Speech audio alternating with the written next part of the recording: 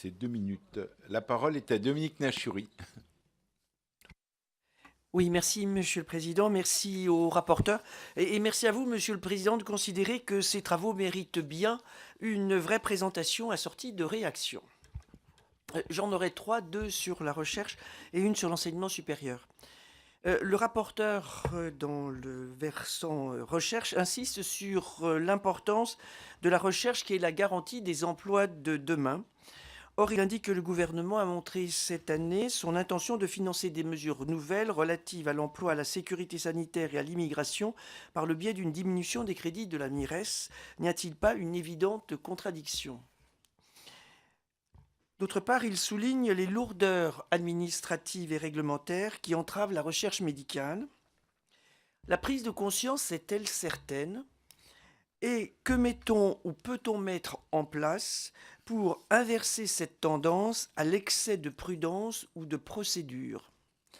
C'est vrai que lorsque l'on nous cite les complexités pour un chercheur d'obtenir simplement l'achat de matériel, la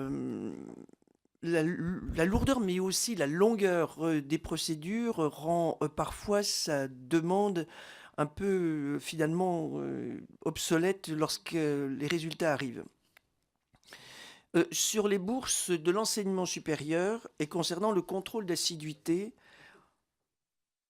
j'ai compris que le contrôle n'existait pas vraiment et que, notamment page 21, il était évoqué une application disparate de ce contrôle.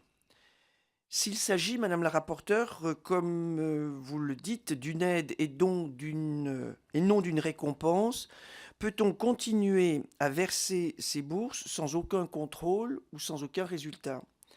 Et a-t-on des retours sur le contrôle d'inscription pédagogique censé justement lutter contre l'absentéisme et donc le versement indu de la bourse ?